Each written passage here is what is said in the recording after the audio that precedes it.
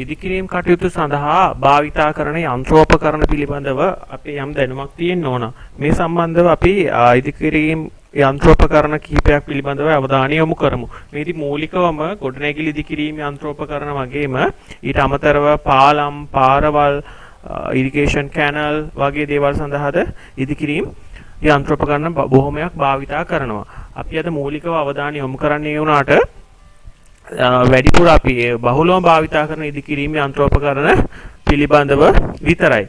ඇත්තටම ඉදිකිරීම් යන්ත්‍රෝපකරණය භාවිතා කිරීමේදී මූලිකවම ඒක භාවිතා කරන්න හේතුව තමයි වේගවත් බව සහ කාර්යක්ෂම භාවය. කාර්යක්ෂම භාවය තුලින් අපි බලාපොරොත්තු වෙන්නේ අදාළ නිම කිරීම ව්‍යාපෘතිය හැකිතාක් ඉක්මනින් නිම කිරීම සහ වැඩි ඵලදායීතාවයක් ලබා ගැනීම තමයි එකකින් අපි බලාපොරොත්තු වෙන්නේ. ගොඩක් වෙලාවට මෙහිදී අපි භාවිතා කරන්නේ ඉන්ධන භාවිතයෙන් ක්‍රියාත්මක වෙන යන්ත්‍රෝපකරණ ගැන තමයි අපේ වැඩි අවධානයක් යොමු වෙන්නේ. මෙහිදී මූලිකවම ඒ භාවිතා කරන යන්ත්‍රෝපකරණ ගැන අපි සලකා බැලුවොත් යන්ත්‍රෝපකරණයක් තෝරා ගැනීමේදී අපි බලන්න ඕන මේ අපිට මේ යොදාගන්න යන්ත්‍රෝපකරණය මේ කාර්යයට සුදුසුද කියලා. නැත්නම් එතනදී අපට හිතනට වඩා දැඩි හානියක් පාඩුවක් වෙන්න පුළුවන් නොගැලපෙන යන්ත්‍රෝපකරණයක් ඒ කාර්යය සඳහා භාවිතා කිරීමේදී ඊට අමතරව ඒකට අවශ්‍ය බලය කොහොමද මොන වගේ බල ප්‍රභවයක්ද අපි භාවිතා කරන්නේ ඊට අමතරව අපි යොදා ගන්න කාර්යයට ඒ බලය ප්‍රමාණවත්ද ඒක බලය වැඩි වෙන්න පුළුවන් බලය අඩු වෙන්න පුළුවන් එහෙම වුණත් ගැටලුවක් වෙන්න පුළුවන් ඒ වගේ ශක්තිය ධාරිතාවය භාවිතා කරන උපකරණයේ ආයු කාලය නඩත්තු වගේ දේවල් ගැන සැලකිලිමත් වෙන්න ඕන. සමහර උපකරණ තියෙන ආයු කාලය ගොඩක් අඩුයි. ඒතර අපි ඒක නොගැලපෙන පොඩි වැඩකට පාවිච්චි කරොත් ආයු කාලය අඩු වීම නිසා එතන හානියක් වෙන්න පුළුවන්. පාඩුවක් වෙන්න පුළුවන්.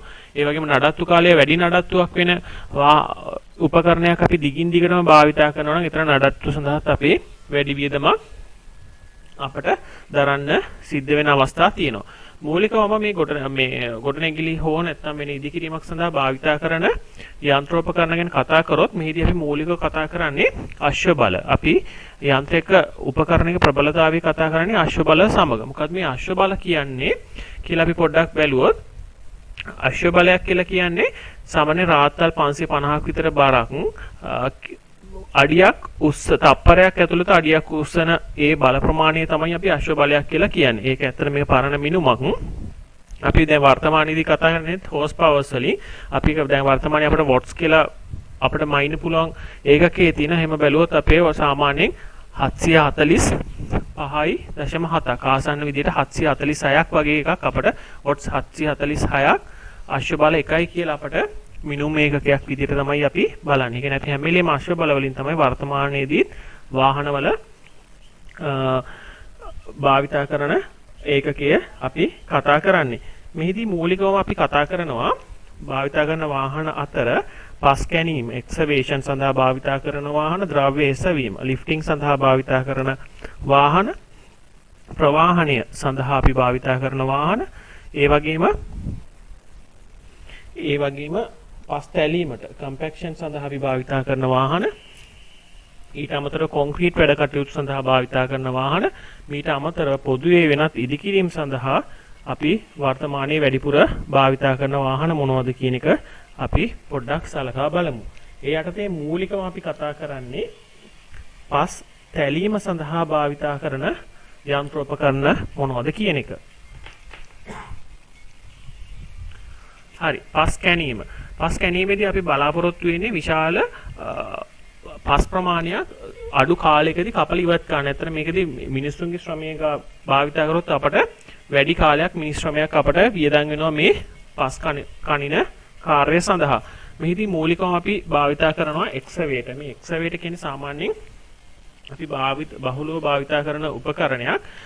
එක්සවේටර් එකකින් වෙන්නේ මෙහිදී සිද්ධ වෙන්නේ මේක සාමාන්‍යයෙන් අංශක 360ක වගේ ප්‍රමාණයකට කැරකවීමේ හැකියාවක් තියෙනවා. අපට අංශක 360ක වගේ ප්‍රමාණයකින් මෙන්න මෙතනින් අංශක 360ක් වගේ ප්‍රමාණයකින් මේ මුළු යන්ත්‍රයම වටේ කරකවන්න පුළුවන් හැකියාව තියෙනවා. ඊට අමතරව මෙතන තියෙන්නේ අපි පාවිච්චි කරලා තියෙන සාමාන්‍ය රෝද නෙමෙයි අපි මෙතන පාවිච්චි කරලා තියෙන්නේ. මෙතනින් පාවිච්චි කරලා තියෙන්නේ දම්මැල් පටියක් පාවිච්චි කරලා තියෙන්නේ. මේ දම්මැල් පටිය භාවිතා කිරීම තුළින් ඕනෑම තැනක එරෙන්නේ නැතුව අපිට ගමන් කරන්න පුළුවන්. සාමාන්‍යයෙන් වැලි වගේ තැනක වුණත් එහෙම නැත්නම් තද පොළොවක් වුණත් කිසිම ගැටලුවක් නැතුව භූමියේ ස්වභාවයේ ගැටලුවක් කරගන්න නැතුව අපිට මේ වාහනේ ගෙනියන්න පුළුවන් කමක් තියෙන. ගොඩක් වෙලාට වැලවල් වගේ කැණීම් කරන අවස්ථාවල දැකලා ඇති අපි පාවිච්චි කරන්නේ මේ සාමාන්‍ය භාවිතා කරන එක්ස්කවේටර් එක. ඒ කියන්නේ කැණීම් සිදු කරන්නා කියන අදහස තියෙන්නේ. ඒක තමයි පාවිච්චි කරන්නේ. ඊට අමතරව මේකේ බකට් එක තියෙනවා. මේ බකට් එක සහ මේ ආම් එක තියෙනවා. මේ ආම් එක අපිට ලොං ආම් කියලා අපි මෙතන ආම් එක දිග ආම් තියෙන එක්ස්කවේටර්ස් පාවිච්චි කරන මේ ආම් එක වෙනස් කිරීම තුලින් අපිට වැඩි දුරකට එක්ස්කවේෂන් එක කරගැනීමේ හැකියාව තියෙනවා. මේක වැදගත්ම දේ තමයි මේක ඕනම තැනම එරෙන්නේ නැතුව ගමන් කිරීම සහ ඕනම තැනක ගමන් කිරීමේ හැකියාව ඊට අමතරව එරීමකට භාවිතා නොවීම සහ මේක අංශක 360ක ප්‍රමාණයක රැකවීම ගැනීමට හැකියවීම තමයි මේකේ තියෙන විශේෂ වාසි විදිහට අපට කියන්න පුළුවන්. ඒක තමයි අපි මේ කතා කරන බැකෝ ලෝඩ් එක. මේක සාමාන්‍යයෙන් අපි JCB කියලා බ්‍රෑන්ඩ් එකක් තමයි ගොඩක් වෙලාවට අපි කතා කරන්නේ. මේකේ තියෙන වාසිය තමයි මේක අපිට මේ කොටසට විවිධාකාරයේ උපාංග සවි කරලා භාවිතා කිරීමේ හැකියාවක් තියෙන. අතර මේකුත් බහුකාර්ය උපාංගයක්. මේ බැකෝ ලෝඩ් එක ගොඩක් ජනප්‍රියම උපකරණයක්. ඒ වගේම මෙහිදී මේ මුලින්ම තියෙන්නේ අපිට කුඩා සවලක් තියෙනවා. ඒ සවල තුලින් අපිට පස් ප්‍රමාණය තල්ලු කරගෙන යීමේ හැකියාව තියෙනවා. ඊට අමතරව එතනින් පස් ටික උස්සලා වෙන අපිට ටිපර් එකකට වගේ දාගැනීමේ හැකියාව තියෙනවා. අපි මෙන්න මේ ආම් එක ගත්තොත් මෙතනදී මේ කුඩා කොටසෙන් අපිට පුළුවන් ඕනනම් කාණුවක් වගේ එකක් කපා ගන්න පුළුවන්. ඊට අමතරව වර්තමානයේදී අපි භාවිතා කරනවා මේක අපිට ගල් කඩන්න වගේ. මේ අපි මෙතනට වෙනම ජිප් එකක් දාලා පාවිච්චි කරන්න ඕන. අපිට පුළුවන් මෙතන ගල් කැඩීමේ කොටස මේ වෙනුවට සම්බන්ධ කරගන්න. ඊට අමතරව ගල් පොළොව විදීම ඒ වගේ දෙයක් වුණත් අපිට මේක භාවිතා කරලා කරගැනීම කරන්න පුළුවන්. ඊට පස්සේ මේ කුඩා සවල අපිට අයින් කරලා මෙතන අපිට පුළුවන් පොළවේ තියෙන දූවිල්ල අයින් කරන වගේ අවශ්‍යතාවයක් සඳහා ඕනේ නම් අපිට ඒක වැඩි දියුණු කරගැනීමේ හැකියාව තියෙනවා. ඒ කියන්නේ බහුලව භාවිතා කරන අපි මේ බැකෝ ලෝඩ් එක තමයි මේ තියෙන්නේ. අපි ඊළඟට බලමු මොකක්ද මේ ඩ්‍රැග්ලින් එක්ස්කවේටර් කියලා කියන්නේ කියලා. මේක වර්තමානයේදී බහුලව භාවිතා කරන උපකරණයක් වුණාට මේකේ ඇත්තට තියෙන මූලික පිළිවෙත් එක බලද්දී චුටක් භාවිතෙන් අඩු වෙන අපට තත්ත්වයක් පේන්න පුළුවන්. මේක භාවිතා කරන්නේ මෙතන ඉඳලා අපි කරන්නේ මෙතන අවශ්‍ය පස් ප්‍රමාණය කැපීමෙන් පසුව අපට ඇදලා ගැනීමක් තමයි සිද්ධ කරන්නේ. ඒ කියන්නේ එරෙන වගේ තැනක් නම් මෙතනින් එහාට අපට වාහනේ ඉදිරියට ගෙනියන්න අමාරු නම් අපට මෙන්න මේ ඩ්‍රැගින් එක්ස්කවේටර් එක පහසුවෙන් පාවිච්චි කිරීමේ හැකියාවක් තියෙනවා. ඊට අමතරව මේක අපි පාවිච්චි කරනවා ඩ්‍රොප් හැමර්ස් පයිල් අපි තැඹ අත්තිවාරම්වලදී භාවිතා කරන එක අපි භාවිතා කරනවා ඩ්‍රොප් හැමර් එකක්. ඒ කියන්නේ බාරයක් පල්ලයට අතරින්න ඕන. අපි ඉදිරියේදී ඒ ගැන කතා කරමු. ඒ සඳහා අපි මෙන්න මේ උපකරණය තමයි භාවිතා කරන්නේ. මේ තියෙන විශේෂ වාසිය තමයි එතකොට මේ වගේ ලං වෙන අමාරු තැනක ඒ කියන්නේ අපිට වාහනේ ගෙනහිලා ඉරෙයි වගේ නැත්නම් මඩ ගොඩක් වගේ තියෙන තැනක bearing capacity එක soil bearing capacity එක පස්සේ දරා ගැනීම හැකියාව අඩු මට්ටමක පවතින තැනකට අපිට පහසුවෙන්ම ආදේශ කරන්න පුළුවන් උපකරණයක් තමයි මේ එක්ස්කවේටර්. මොකද මෙතන තියෙන ආම් එක දිග නිසා අපට දුරක ඉඳලා අපට වැඩ කරගැනීමේ හැකියාව පහසුවෙන්ම තියෙනවා. හරි. ඊළඟ එක තමයි බුල්ඩෝස් එක. මේ බුල්ඩෝස් එක කියන්නේ අපි සාමාන්‍යයෙන් බුල් කියලා කියන්නේ ගවය. කියන්නේ විශාල ශක්තියක් තියෙන අදහස තමයි මේ බුල් කියන එකෙන් තියෙන්නේ. මේකේ මූලිකවම අපි කරන්නේ මේ තියෙන පස් ප්‍රමාණය අපි පහසුවෙන්ම කරන්නේ මේ තියෙන පස් ප්‍රමාණය තල්ලු කරගෙන යෑමේ හැකියාවක් තියෙනවා. දුරකට වුණත් අපිට මේ පස් ප්‍රමාණය තල්ලු කරගෙන යෑමේ හැකියාවක් තියෙනවා ගැටලුවක් නැතුව මෙන්න මේ සවල භාවිතා කරලා. ඊට අමතරව අපි මේක අවශ්‍ය නම් අපිට පස් එසවීමට භාවිතා කරන්න පුළුවන්. ඒත් මූලිකව බලාපොරොත්තු වෙන්නේ පස් ප්‍රමාණය තල්ලු කරගෙන යෑම තමයි. මේකේ තර කිව්ව විදියටම මේකේ තියෙන දන්වැල් පටියක් තියෙන. ඒ කියන්නේ ඕනම තැනක ඒ කියන්නේ බුරුල් පසක වුණත් ඒ කියන්නේ මඩ සහිත තැනක් වුණත් වැලි සහිත තැනක් වුණත් අපිට පහසුවෙන්ම මේ වාහනේ භාවිතා කරගැනීමේ හැකියාව තියෙනවා බුල්ඩෝස් එක. හරි. ඊගාට පස් කැණීමේ යන්ත්‍ර ගත්තොත් මේක තියෙන මෝටර් ග්‍රේඩ් එක. මේක සාමාන්‍යයෙන් විශාල ඉදිකිරීම් භූමි වල එහෙම නැත්නම් මාර්ග ඉදිකිරීම් සඳහා මේක අපි භාවිතා කරනවා. මෙහිදී සිද්ධ කරන්නේ මෝටර් ග්‍රේඩර් එකේදී එකම මට්ටමේ පස් අතුරා ගැනීම තමයි අපේ ප්‍රධාන අරමුණ. මෙහි කුල්ලක් වගේ දෙයක් තියෙනවා. මෙන්න මේ තියෙන කුල්ල. මේක අපට අවශ්‍ය පරිදි විවිධ දිශාවන් වලට හැරවීමේ හැකියාව සහ පහත් කර ගැනීමේ හැකියාවක් උත් තියෙන අවස්ථා තියෙන වැදගත්ම දේ තමයි එකම මට්ටමකින් පස් අතුරා ගැනීම තමයි බලාපොරොත්තු වෙන්නේ. ඊට වඩා තව පොඩි වෙනස් එකක් තියෙනවා wheel tractor scraper.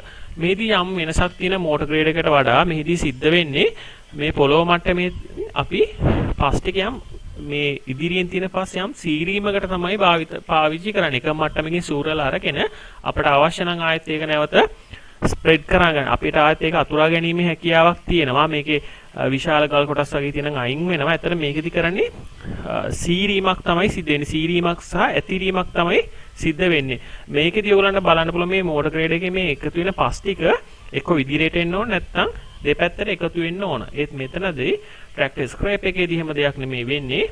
ඒ පස් ටික යම් ප්‍රමාණයකින් අපට එකතු කරගන්න පුළුවන් උඩට එකතු කරන ආයෙත් අවශ්‍ය නම් පිටිපස්සෙන් අපට ඒක වෙන් කරලා සුදුසු ආකාරයෙන් අතුරා ගැනීමේ හැකියාවක් පැහැදිලිවම තියෙනවා.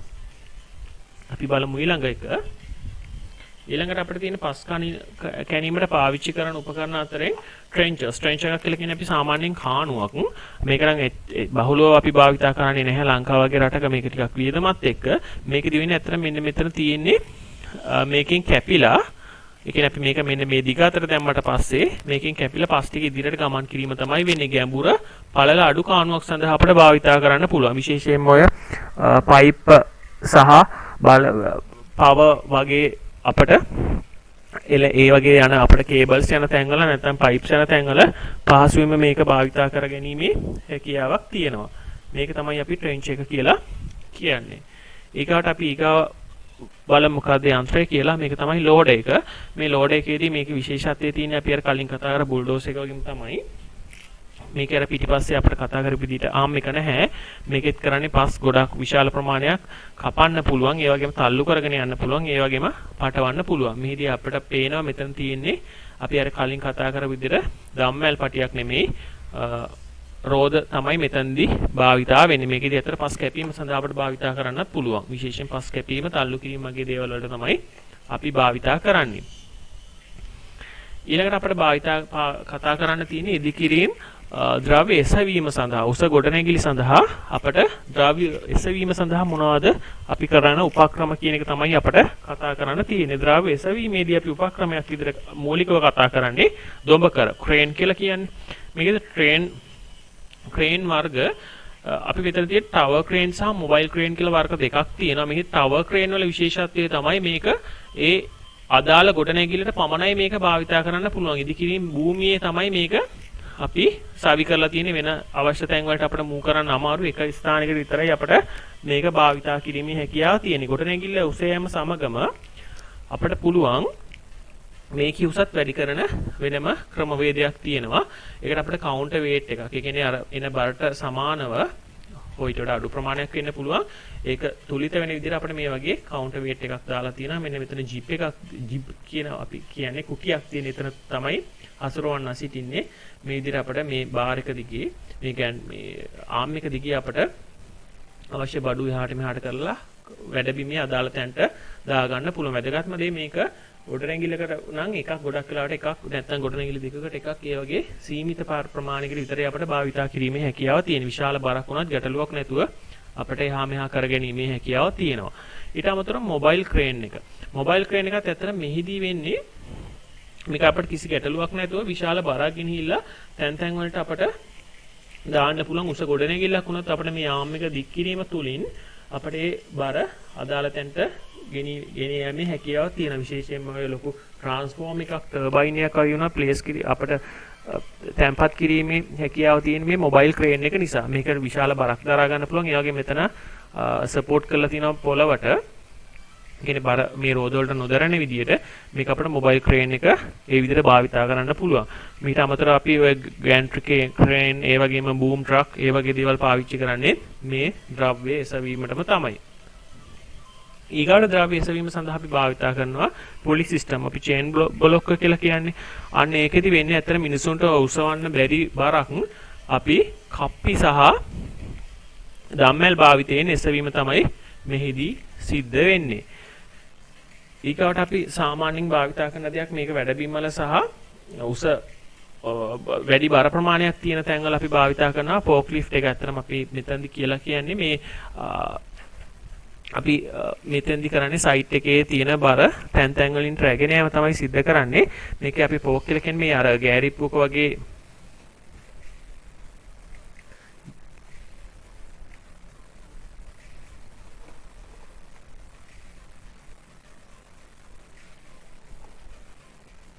ඊළඟ එක ෆෝක් ලිෆ්ට් එක.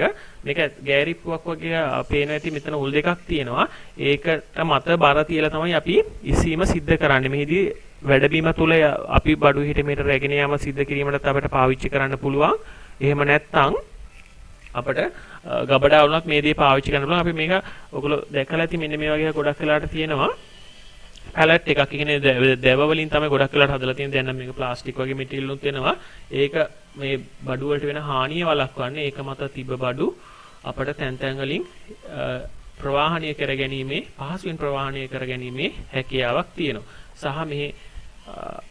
මේ තියෙන ආම් එක හරහා අපිට මේ තියෙන කූරු දෙක මේ ඉදිරියට පැන්නුම් වෙලා තියෙන කූරු දෙක උස් පහත් කිරීමෙන් අපට අවශ්‍ය විදිහට උස වෙනස් කර ගන්නත් පුළුවන්. කන්ටේනර් වගේ දෙයක් පවා අපට කන්ටේනර් පෙට්ටියක් වුණත් ඇත්තටම මේකෙන් කරන්න පුළුවන් විශාල ෆෝක් ලිෆ්ට් අපට දෙක ගන්න පුළුවන්.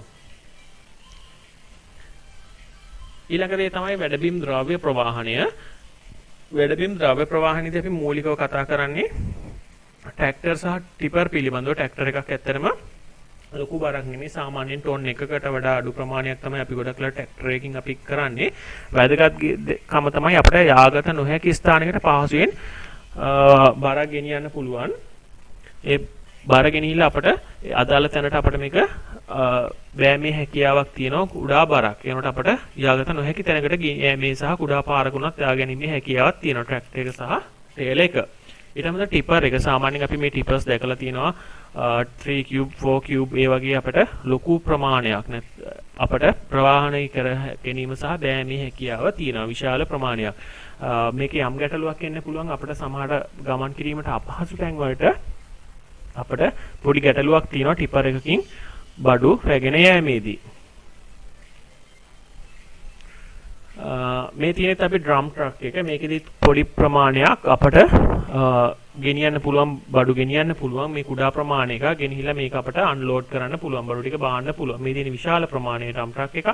මේකෙදිත් අපට වැඩබිමට ගෙනහිලා බඩු බාන්න පුළුවන්. ගොඩක් වෙලාවට මේ ඩ්‍රම් ට්‍රක් එක අපි පාවිච්චි කරන්නේ වැඩබිම් තුල පමණයි. අපි මුලින් කතා කර ට්‍රැක්ටර්ස් සහ ටිපර්ස් පාවිච්චි කරේ වැඩබිමට බඩු රැගෙනීමට. මේ ඩ්‍රම් ට්‍රක් එකක් අපි සාමාන්‍යයෙන් පාවිච්චි කරන්නේ වැඩබිම ඇතුළත බඩු කියන ඇතර මේකදී අපිට පාවිච්චි කරන්න පුළුවන් ওই ගල් වැලි වගේ දේවල් තමයි ඇග්‍රිගේට්ස් කියන දේවල් පාවිච්චි ප්‍රවාහනට විතරයි අපි මේක භාවිතා කරන්නේ. බලමු පස් තැලීම soil compaction සඳහා භාවිතා කරන යන්ත්‍රෝපකරණ මොනවද කියලා. මෙහිදී මූලිකවම අපට පස් තැලිය හැකි ක්‍රම දෙකක් තියෙනවා. එකක් තමයි බර නිසා පස් තැලීම සහ ඊළඟ එක තමයි කම්පනය නිසා පස් තැලීම. සාමාන්‍යයෙන් අපි මැටි වගේ තැනක අපි තලනවා නම් අපිට තලන්න වෙන්නේ කම්පනය මගින් නෙමෙයි බරක් යොදාන තමයි තැලීම සිද්ධ කරන්නේ. දැන් සාමාන්‍යයෙන් වැලි වගේ පසක් නම් අපිට තැලීමක් කරන්න සිද්ධ වෙන්නේ බරක් යොදාගෙන නෙමෙයි කම්පනය මගින්. මොකද අංශුන් ළඟ ඈතින් විසිලා තියෙන අංශුන් එකල තැනකට අපිට ගැනීම තමයි සිද්ධ කරන්න තියෙන්නේ. අපි උදේට මූලිකව පාවිච්චි කරන්නේ මේ කම්පැක්ට් එක. ඊකට අපි පාවිච්චි කරන දෙවැනි එක තමයි shift foot roller. ඒ කියන්නේ අපි මේකට කියනවා බැටළුපා roller එක කියලා. මේකෙත් පේනවා ඇති මේකේ යම් සාමාන්‍ය රෝලක් වගේ නෙමෙයි යම් වෙනසක් එක්ක තියෙන්නේ. මෙතන පාදයේ යම් වෙනසක් තියෙනවා. මේන් අපට හොඳ මට්ටමකට තලා ගැනීමේ හැකියාවක් තියෙනවා. ගොඩක් වෙලාවට විශාල වැඩබිම් ඒ වගේම මහා මාර්ග තැනීමවලදී තමයි මේක භාවිතා කරන්නේ. එහිනුත් වැඩියෙන් අපි භාවිතා කරන්නේ මහා මාර්ග සඳහා තමයි මේක භාවිතා කරන්නේ. අපි ඒ වගේ මීගාවට කරන්නේ රෝලර් වයිබ්‍රේටරි එක. මේකෙදි කරන්නේත් අපි ලොකු බරක් යොදාන තමයි කම්පැක්ට් කරන්නේ. මේ විශාල බරක් මේ රෝද තුල තියෙන ඒක භාවිතා කරලා තමයි අපි මූලිකවම තැලීම සිදු කරන්නේ. මේකත් ඇත්තටම අපි ගොඩක් වෙලාට විශාල වැඩබිමක්. එහෙම නැත්නම් මහා මාර්ගයක තමයි අපට භාවිතා කිරීමේ හැකියාව තියෙන්නේ. ඊළඟට අපි කතා කරනවා ප්ලේට් වයිබ්‍රේටර් එක. මේක සාමාන්‍යයෙන් අපිට වැඩබිමක් තුළ භාවිතා කරන්න පුළුවන්. මෙහිදී වෙන්නේ අපි ගොඩක් වෙලාවට බරකින් නෙමෙයි තරන්නේ, ভাইබ්‍රේෂන් එකක් මගින්, කම්පනයක් මගින් තමයි තලන්නේ. මේදී පිටිපස්ස රෝද දෙකක් තියෙනවා. අතර මේ රෝද දෙක තියෙන හිමේ ගෙනියීමේ පහසුව සඳහා නැත්නම් මේ ප්ලේට් එක සපත්තු වගේ කොටසෙන් තමයි කම්පනය මගින් තලා ගැනීම සිද්ධ කර ගැනීමේ හැකියාව තියෙන්නේ. ඊළඟට වැදගත් දේ කොන්ක්‍රීට් හා සම්බන්ධ යන්ත්‍රෝපකරණ මොනවද කියලා අපි බලමු. කොන්ක්‍රීට් හා සම්බන්ධ යන්ත්‍රෝපකරණ කියලා කියන්නේ මූලිකව අපි කොන්ක්‍රීට් මික්සර් එක අපි කතා කරමු. මෙහිදී සිද්ධ වෙන්නේ අපිට සාමාන්‍යයෙන් කොන්ක්‍රීට් වැඩි ප්‍රමාණයක් දානවා නම් අපට අනා ගැනීමේ හැකියාවක් පවතිනවා මිනිසුන්ගේ ශ්‍රමය යොදාගෙන. ඒක නිසා අපි කරන්නේ මේ මික්ස් එක යොදලා මේකට අවශ්‍ය ගල් වැලි සිමෙන්ති දාලා මිශ්‍ර කිරීම තමයි සිද්ධ කරන්නේ. මේක එක එක විවිධ ප්‍රමාණයෙන් තියෙනවා. අපි භාවිතා කරන මේ ප්‍රමාණයන් අපි තියනවා 10 7 ඒ වගේ නැත්නම් අපට අවශ්‍ය ප්‍රමාණයෙන් කැපැසිටි කියලා කියන කැපැසිටිය මත අපිට භාවිතා කිරීමේ හැකියාව තියෙනවා. මේ ප්‍රීමික්ස් ප්ලාන්ට් කියලා කියන්නේ මෙහිදී ඊට වඩා වැඩි කොන්ක්‍රීට් ප්‍රමාණයක්, වැඩි විශාල ව්‍යාපෘතියක් සඳහා පාලමක් නැත්නම් විශාල ගොඩනැගිල්ලක් සඳහා අවශ්‍ය වෙලාවට අපි ප්‍රීමික්ස් ප්ලාන්ට් එකක් අපිට නැත්නම් බැචින් ප්ලාන්ට් කියලා කියන්නේ. ඒකෙදිත් ගල් වැලි සිමෙන්ති ටික ක්‍රමානුකූලව මිශ්‍ර වෙලා අපට වැඩබිම කරා රැගෙන යාම තමයි සිද්ධ කරන්නේ. විශාල වැඩබිමක් නම් වැඩබිමක උනත් මේ අපිට ප්‍රීමික්ස් ප්ලාන්ට් එකක් නැත්නම් බැචින් ප්ලාන්ට් එකක් රඳවා ගැනීමේ ස්ථාපනය කිරීම පිළිබඳව අපි ඊළඟට බලමු කොන්ක්‍රීට් සම්බන්ධ අනිත් යන්ත්‍රෝපකරණ පිළිබඳව. මේකේ තියෙන ට්‍රක් මික්සර් එක. ට්‍රක් මික්සර් එකක් අපි සාමාන්‍යයෙන් පාවිච්චි කරන්නේ අපි අර කලින් කතා කරපුව මේ බැචින් ප්ලාන්ට් එක. ඒ බැචින් ප්ලාන්ට් එකේ ඉඳලා අපිට යම් තැනකට කොන්ක්‍රීට් එක රැගෙන යාමට අවශ්‍ය නම් ඒ අවශ්‍යතාවය සඳහා තමයි අපි මේ ට්‍රක් මික්ස් එක පාවිච්චි කරන්නේ. කියන්නේ අපි කලින් කතා කරේ ප්‍රීමික්ස් ප්ලාන්ට් එක, පෙර මිශ්‍රිත කොන්ක්‍රීට් එක. අන්න ඒකේ ඉඳලා අපේ වැඩබිමට යද්දි මේ ට්‍රක් මික්ස් එක හරහා තමයි අපි ගෙනියන්නේ. මේ ඇත්තටම හරස්කඩක් වගේ තියෙන මේක ඇතුළේ ස්වභාවය පේන්න ඕන නිසා මේකට කොන්ක්‍රීට් එක අපි දැම්මට පස්සේ අපිට පුළුවන් මේක ඇත්තටම කැරකෙනවා. හැම නොනවත්වාම කැරකෙන කොන්ක්‍රීට් එක සවීවීම වළක්වන්න අපි ඊට අමතරව මේක තව රසායන වර්ග කිහිපයකුත් දානවා. ඊට පස්සේ ඇඩ්මික්සර්ස් කියලා අපි කියන්නේ දාලා අපි වැඩබිම කරා රැගෙන යාම තමයි සිද්ධ කරන්නේ. මේක අනතුරාවටම කැරකීම අත්‍යවශ්‍යයි. මේ සාමාන්‍යයෙන් අපිට පුළුවන් කියුබ් කාලක ප්‍රමාණය ඉඳලා කියුබ් 4 වගේ ප්‍රමාණ ධාරිතාවයක් දක්වා අපිට මේ ට්‍රක් මික්ස් එකක් භාවිතා කිරීමේ හැකියාව ගැටලුවක් නැතුව භාවිතා කිරීමේ හැකියාව තියෙනවා. ඒ විදිහට අපි ගෙනියන ට්‍රක් මික්ස් එකකින් අපිට කෙලින්ම පුළුවන් වැඩබිමටම